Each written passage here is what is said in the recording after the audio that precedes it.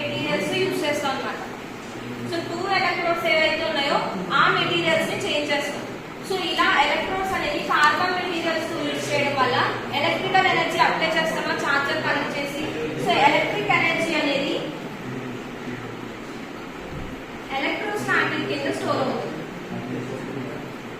So electric energy అనేది electrostatic కింద convert అయ్యి సో ఇక్కడ లేయర్ ఫామ్ అవుతుంది కదా.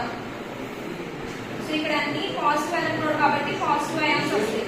సో పాజిటివ్ అయాన్స్ దేన్ని అట్రాక్ట్ చేస్తాయి, నెగిటివ్ అయాన్స్ ని అట్రాక్ట్ చేస్తాయి. సో అలా ఇక్కడ మిడిల్ లో మనకు ఒక కెపాసిటర్ ఫామ్ అవుతాం. సో ఈ కెపాసిటర్ లో స్టోర్ అయ్యే ఎనర్జీ అనేది ఎలక్ట్రోస్టాటిక్ ఎనర్జీ కింద స్టోర్ అవుతుంది. సో ఎందువల్ల అంటే ఇక్కడ యూజ్ చేసే ఎలక్ట్రోడ్స్ అనేది కార్బన్ మెటీరియల్స్ యూజ్ చేస్తాం. సో అందువల్ల ఎలక్ట్రిక్ ఎనర్జీ అనేది ఏదైతే చార్జర్ ప్రొవైడ్ చేస్తామో దాని ద్వారా మనకి ఎలక్ట్రిక్ ఎనర్జీ వస్తుంది.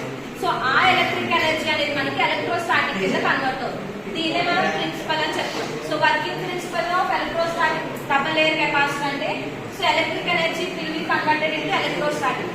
సో ఈ ఎలక్ట్రోస్టాటిక్ ఎనర్జీ అనేది మళ్ళీ డిశ్చార్జింగ్ ప్రాసెస్ జరుగుతుంది. Same charging and discharging process ఒకటే, బట్ ఏంటి అంటే ఈ ఎలక్ట్రోడ్స్ అనేవి కార్బన్ మెటీరియల్స్ ను ప్రొవైడ్ చేస్తుంది.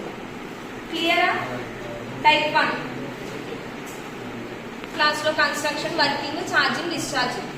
సో ఈ ఎలక్ట్రోస్టాటిక్ డబుల్ లేయర్ కెపాసిటర్ ఏంటి అంటే ఈ ఎలక్ట్రోడ్స్ ఉన్నాయి కదా, 2 ఎలక్ట్రోడ్స్ యూజ్ చేస్తున్నామా, positive and negative electrode. So ఈ పాజిటివ్ అండ్ నెగిటివ్ ఎలక్ట్రోడ్స్ మనం కార్బన్ మెటీరియల్స్ తో యూజ్ చేస్తాం. First point, so carbon materials తో ఎలక్ట్రోడ్స్ అనేవి రెడీ చేస్తాం. సో ఇలా కార్బన్ మెటీరియల్స్ అనేవి ఎలక్ట్రోడ్స్ కింద యూజ్ చేయడం వల్ల సో ఏదైతే చార్జర్ ద్వారా ఛార్జింగ్ ప్రొవైడ్ చేస్తామో సో చార్జర్ అనేది ఎలక్ట్రిక్ ఎనర్జీ అయినా సో అది ఎలక్ట్రిక్ ఎనర్జీ ప్రొవైడ్ చేస్తుంది. సో అప్పుడు ఎలక్ట్రోడ్ అనేది యాక్టివ్ లోకి వస్తుంది. ఇక్కడ యూజ్ చేసేది కార్బన్ మెటీరియల్ కాబట్టి సో అది ఎలక్ట్రోలైట్ లోనే నెగిటివ్ అయాన్స్ ని అట్రాక్ట్ చేస్తుంది. సో ఈ అయాన్స్ అనేది అట్రాక్ట్ అయిన తర్వాత ఎనర్జీ స్టోరేజ్ అనేది ఎలక్ట్రోస్టాటిక్ కింద స్టోర్ అవుతుంది. ఎందుకంటే ఎలక్ట్రోస్టాటిక్ డబుల్ లేయర్ కెపాసిటర్ కాబట్టి so electrical energy converted into electrostatic energy కింద కన్వర్ట్ అయ్యి అది ఛార్జ్ చేసుకుంటాం. సో ఏదైతే ఛార్జ్ అయిందో దాన్ని డిశ్చార్జ్ చేసుకుంటాం. సో 2A 2 పాయింట్స్ ఏంటి, ఫస్ట్ కార్బన్ మెటీరియల్స్ తో ఎలక్ట్రోడ్స్ అనేవి యూజ్ చేసుకుంటాం. Second point electric energy converted into electrostatic.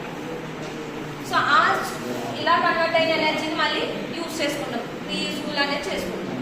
ఇది type 1 capacitor, electrostatic double layer capacitor. క్లియరా?